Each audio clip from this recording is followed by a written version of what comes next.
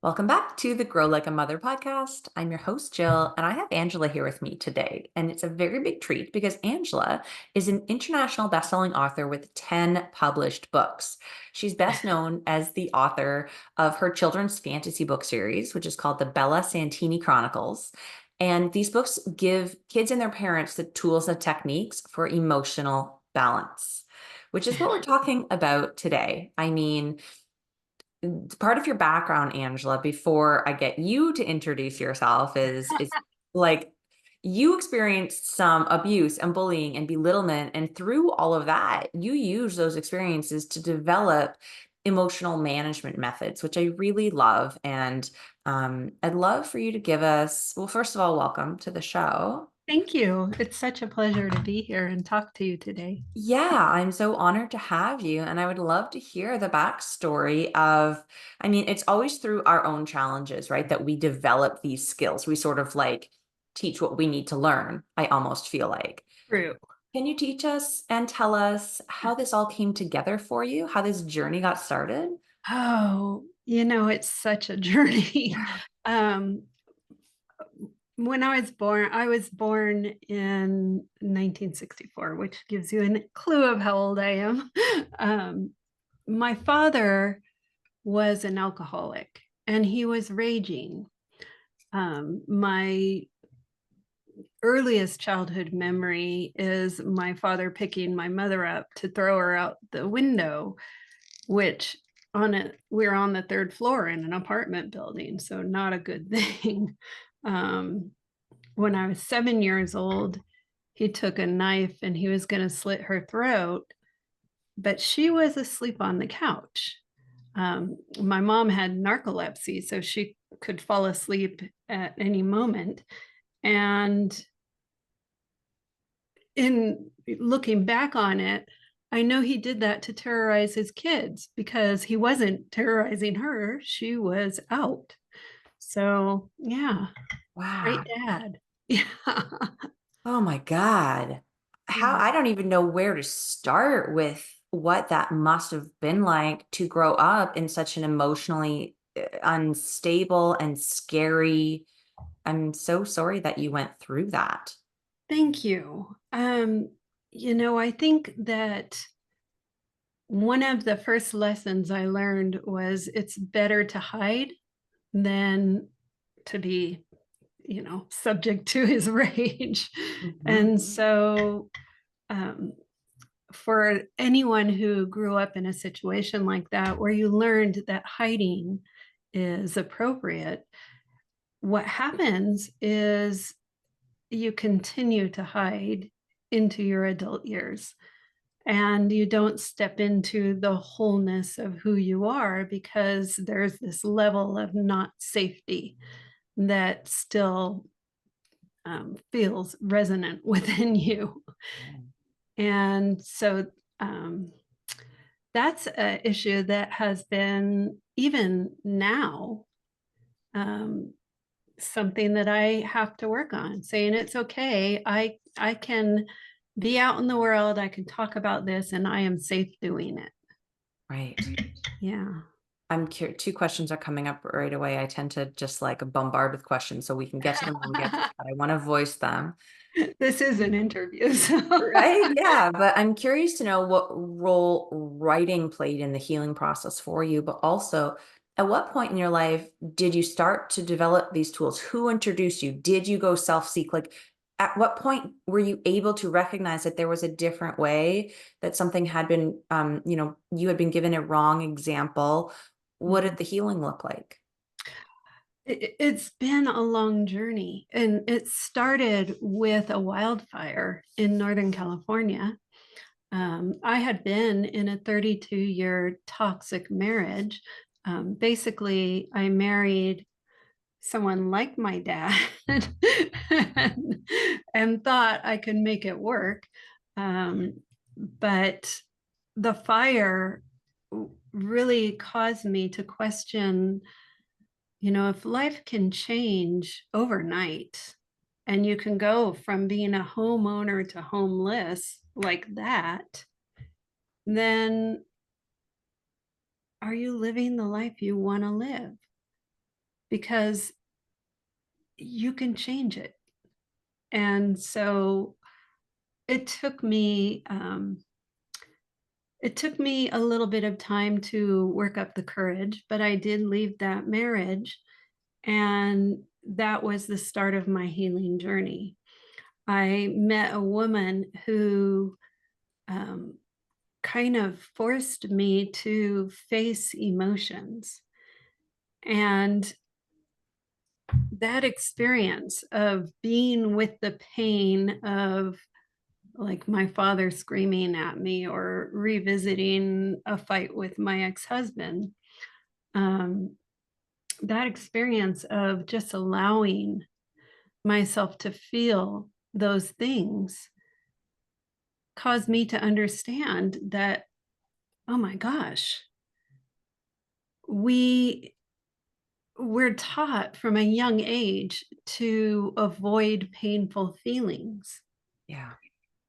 And the messages we get, don't cry, or, everything's going to be okay. It's all good. You don't need to cry about this. Um, or even for boys, it's like, be a man, stand up, put on your big boy panties. And those messages are all telling us, hey, those messy emotions, you shouldn't feel them. And the emotions are there, there's no avoiding them. So, what happens when we repress feelings is it builds into a mountain of triggers, basically. And so we have all these emotional triggers from our childhood that we never processed because we weren't given the tools. We didn't know that we needed to just go ahead and feel those things. Um, the emotions either attack inward, and so we become someone who self-harms through bulimia or cutting or any other way that we can cause ourselves this pain. Or we attack outward, and then we're someone who lashes out at someone. And so whenever I see, a big bully, I understand that those are repressed emotions that are lashing out at others. Mhm. And that person learned that lashing out behavior from someone who abused them, basically. I'm seeing all of this play out in my real life right now. As my kids, as I mentioned before we got recording, are 5 and 7. My 7-year-old is autistic, and we have a lot of tools that we learn from that journey, which Yeah. help with this discussion and this communication and identifying feelings. But I still find myself saying like, "Oh, please don't cry. But if you don't stop crying, I'm not gonna blah blah blah," right? Because it's just like I just want to move through it, but I catch myself and I think, crap. Now I've just told my 4 or 5-year-old daughter that crying is not okay. She can't feel this, and I get all wrapped up in it as the conscious Oh, parent. right. And so, um, how do you balance that? Want to be so Mm, present and parent in such a way that you give your child the opportunity to feel every feeling, to work through it. But we live in this world of like time bound, right? yes, And exactly. realities, expectations, obligations. Like this morning, my son was saying he didn't want to go to his camp. And I'm like, I hear you, and you're going. So sorry. We got to go right now. What are your tips for me and others like me who are trying to do their best, but like living in the real world? I want to honor you for telling your son that you hear him, because when we dismiss a child's feelings, we're dismissing a piece of them, basically. And so instead of saying, no, no, we got to go, you said, I hear you, and we have to do this. And so what you're doing as a conscious parent is setting the boundary, which is very, very important for us to teach children boundaries. Because if you don't show children boundaries, they grow up boundaryless and they don't know how to set boundaries with people. They will become victims to people because you have not taught them boundaries. So for me, it's like, how do we balance? If a child is having a tantrum in a grocery store and you are time bound, you have to get somewhere else, and you can say, look, I know that you are feeling something right now, and we're in this circumstance. I want you to hold on to what that feeling is. Think about it. And we're going to talk about this when we get into the car. And so you can tell them to delay an emotion because of the circumstances, as long as you give them the ability to express that emotion later on. Hmm, thank you. That's very helpful.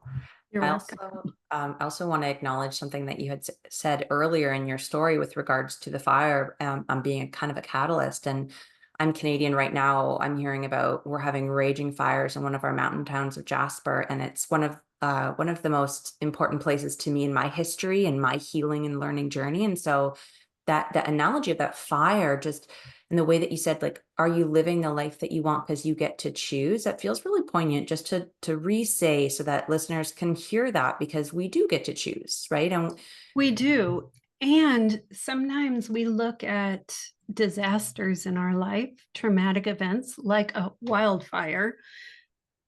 And if we look at it and we say, this destroyed my life, this nothing's going to be the same anymore, and I hate that this happened to me, then you are being weighed down by that trauma as it's like an anchor weighing you down. yeah, But if you look and you say, okay, I'm not going to have that anymore, but who knows what's available now? hmm, And you move forward and just allow life to take you wherever it's going to take you, then that is kind of a springboard. If that fire had not happened, I'd probably still be in that miserable marriage trying to figure out how I could be happy. right. Wow. It's a really nice way to reframe it, because I mean, we do have the choice on how we look at and view things. And once we have this practice of being having a healthy relationship with our emotions and our mindset, then we're able to work through things a lot easier. One thing Yeah, I want to really dive into with you is how we can deal with these difficult feelings when they come up without reverting to like repressive types of behaviors. Can you that talk is us? such a good question. And Yeah. so one of the processes I teach in my children's book is what I call focused attention on a feeling. So when we give a feeling our attention, we're giving it permission basically to flow. So I tell kids to like pay attention. Where is that feeling? Where is it? Is it in your belly? Is it in your neck? Where is that feeling showing up? What's the intensity of it? If it was a color, what would you color would you say it was? Just put all of your attention on that feeling, and the feeling will flow in about a minute, because the biochemistry of an emotion is that within 120 seconds it passes. Mhm. But our mind gets focused on the circumstance. And whenever we focus on the circumstance, it brings up the feeling. And so that's how we get into a rabbit hole of feeling, is through our minds. But when we take our minds and focus solely on the feeling, feel it, name it, allow it, then that feeling is going to flow. I love that. I heard the term once, emotions are just energy in motion. And Mhm. what we need to do is let it flow. Like you said, that's a beautiful way to think about it. There Um, was There was a psychologist, Dr. Alice Miller, who did a lot of work with traumatized children. And she did longitudinal studies of like what happens to these kids who are traumatized when they're adults, and how is their health throughout their life. She is the one who said repressed emotions either attack inward or outward. And partially what she's saying is this is how disease happens in our body, because we store this energy that we don't allow to flow Hmm. in our body. Hmm. So yeah, it's it was a revelation to me to truly understand how, all these societal things about just stuffing those emotions, and how even in, like, I lived in England for a while, talk about a repressed area. Hmm. um it was, in fact, in England I led a guided meditation, and I have one on my website that's basically taking you back to your childhood, so you're re-experiencing some of the just the joy and awe and wonder of childhood. And I was giving them that meditation, which starts out, remember when you were a kid, remember running through the fields with your friends and laughing, feel that happiness. And one of the guys sat up and he said, how do I feel? I don't know how to feel. Like, oh. We've got deeper work to do here. Yeah. Wow. Yeah, there's a lot that goes into it. There's a lot that we forget as we move through childhood, or that we consciously or subconsciously like Hmm. stop doing. And rediscovering that in our adult years can feel scary if you're not doing it in like a safe way, or a guided way, or a community that is supportive around you, right? Absolutely. Yeah. I'm wondering, your books, what age group are they geared towards? And I imagine there's also healing in there for the parents reading it at the same time. Is it like a double sword there? Yeah, it, it occurred to me as I was writing the books that if I read them when I was 10 years old, I could have made some significantly different life choices, like not marrying into a toxic marriage. Mhm. Um, but I also realized that if I did not give the parents a deeper understanding of different conscious ways to look at the themes in the book, then they weren't going to be equipped to talk with their kids about this. And when you're reading, one of my fondest memories with my son was reading Harry Potter with him.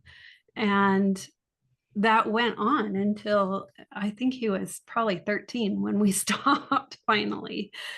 Um, when you as a parent are reading with a child and you're both experiencing that story arc, it opens conversations about what's happening in the story in a very safe way, because the um,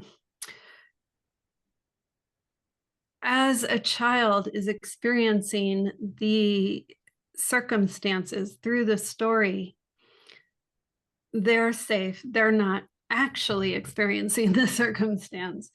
And they can ask questions about, let's say, bullying or about adoption, and be able, because the parent is also involved in the story and knows where it's coming from, they can have a really deep conversation about those things stemming from reading this book together. Right. Yeah, that's so special. I think that the more that we can do that, the better it is, not only like for our relationship with our kid to be able to see things through their eyes as well, and for them to have that safe space to learn these lessons that might not otherwise come up in everyday life, Or if these situations do come up in everyday life, they're not necessarily feeling safe and cozy with a trusted grown up to walk them through it, right? Not only that, but children will see their grown-ups on a pedestal. And so they believe that their parents don't understand what they're going through. When a parent can vulnerably talk about being bullied as a child as a result of reading this book with the kids, then the child doesn't see the parent on a pedestal at that moment. The child understands, hey, my mom probably understands exactly how I feel. She went through it. Mhm. And so that's part of the parent's guide that's in the back of the book, just saying, hey, talk about, you don't have to be super strong in front of your kids. It's okay for you to talk about things that hurt you. Yeah. Yeah, I love that. That's one of the biggest lessons, or tangent, but one of the biggest lessons that I learned in the early years of parenting is that if you don't handle yourself in a way with them that you wanted to, you're allowed to apologize to them. Like they can see you Brilliant. as Yes. a real person with real emotions, and they learn from that. It's this modeling model, I guess, this modeling framework that came through this journey of dealing with an autism diagnosis, but it's such a powerful tool is to be able to model for our kids. But to do that, we need to know the tools, right? Yes, absolutely. Yeah. Yeah. And modeling is so important. It's probably one of the number one things I tell parents. If you're wanting your child to get off social media, you need to get off social media and Mhm. model the behavior that you want to see from them. Because when I was a kid, one of the things that parents would say is, do as I say, not as I do. Right. I'm like, yeah, that didn't work when I was a kid either. No, I just not paying any attention to what they said and would follow their behavior. So it's just human nature, right? yeah, We need exactly. to work with what we know. And I always say this to my boyfriend. He's older, he's a Gen Xer, he's not like that much older than me, 8 years difference, but the way that we were raised was quite different. And I'm always saying to him, because he's quite old school in his parenting, I'm like, yeah, but now we know better. Right? Yes. So now we need to teach our kids better. We can't do it the way that you grew up or that I grew up. We need Uh, to do what we know now. And so I think there's a lot of power in that with parents knowing that. But I also I also want to understand, because one of the things that you touched on, and I want to make sure we talk about, is these sort of lies that we learned from our parents back in the time where we uh, were being raised, right? But they didn't know necessarily better ways. But what are some of these things that generationally, we might have learned about emotions that we don't want to pass on anymore? Can we name those? yeah. There's actually a YouTube video I did that's called The Epic Lies We Learned from Our Parents. And um, one, they're showing an alcoholic father in this video. And the epic lie is that alcohol can erase those feelings, because it can't. And so people turn to alcohol to numb from feelings, or they turn to drugs. And what happens is those feelings actually rise to the surface when they aren't controlling them.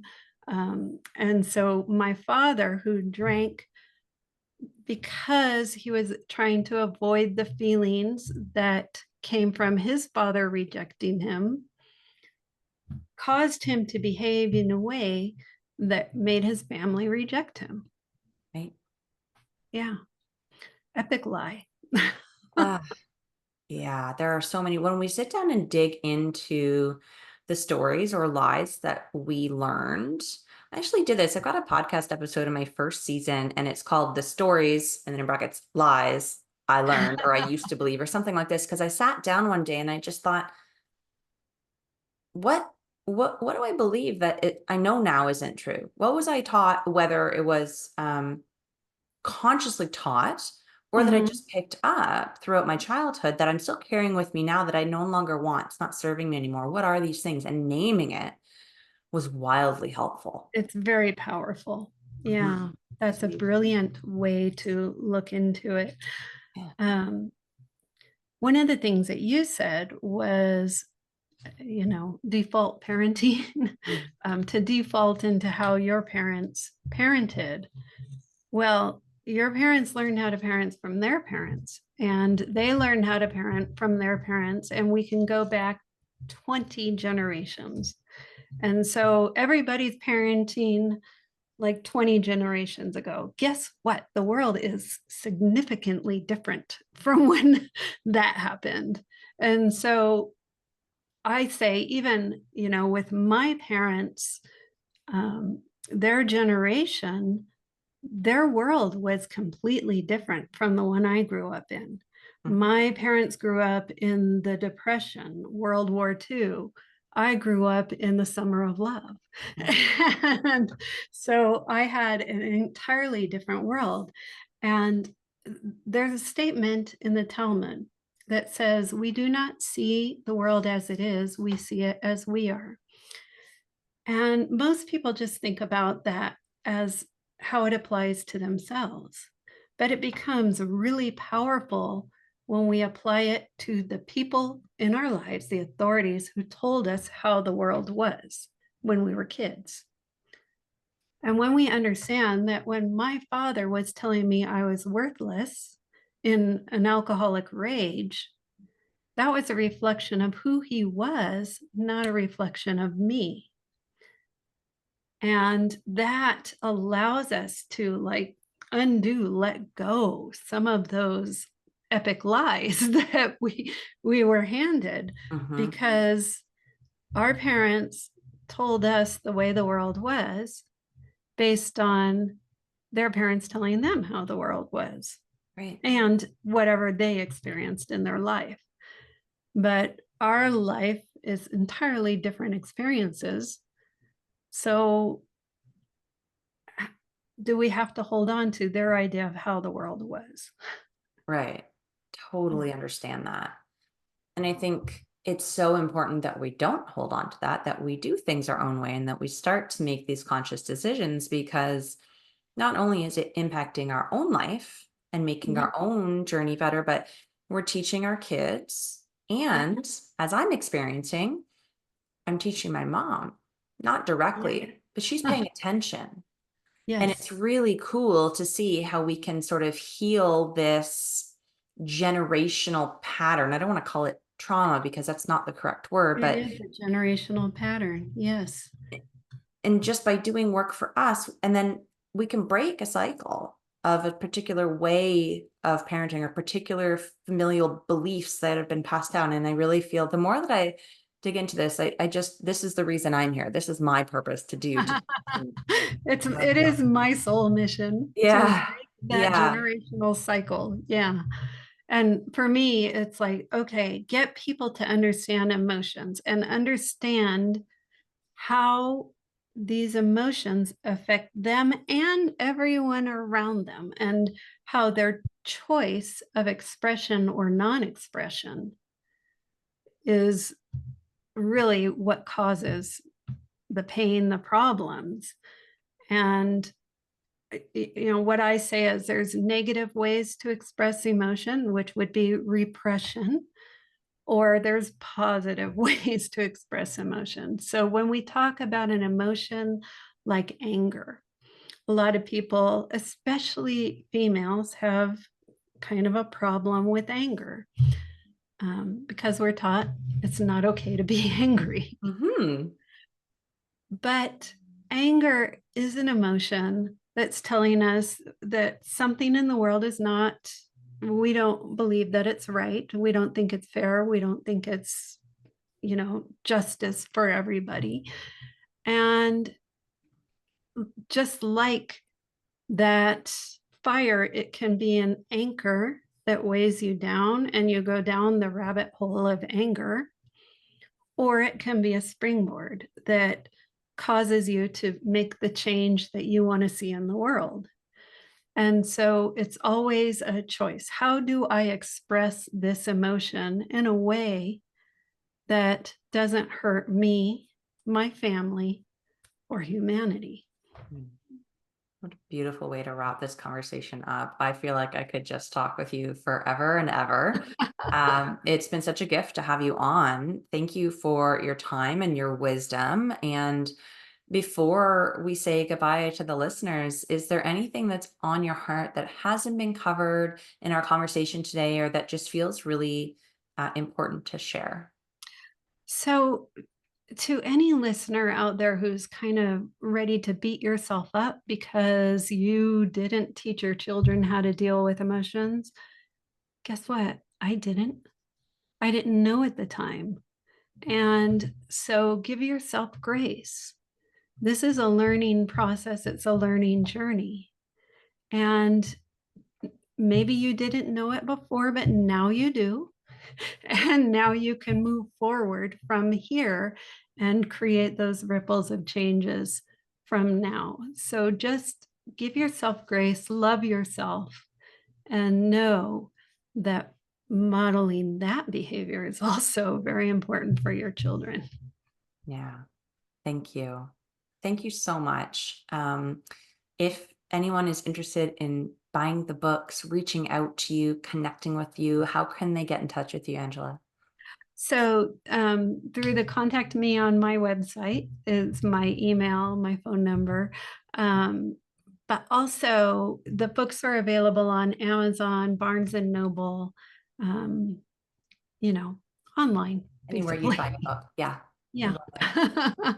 Awesome. Well, I definitely am going to get myself some copies because I feel like that reading out loud is we're kind of coming into that phase and we can read together Mm, and enjoy. And yeah, so I'm eager to start that journey. Thank you. beautiful. And, your mother might also enjoy the books. Yeah, that's a great idea. She can read, it can be a whole family reading. It Love can. it. I love it. A little book club. Yeah. Yeah, that's fantastic. Thank you so much, You Angela. are so welcome, Jill. It's been a pleasure talking to you. Yeah, for me as well. And I'm sure I speak for all the listeners. We've learned a lot. So thank you. And to the listeners who are still here with us, who want more, please go check Angela out, grab her books, and continue this journey on your own. And until next week, keep on growing like a mother.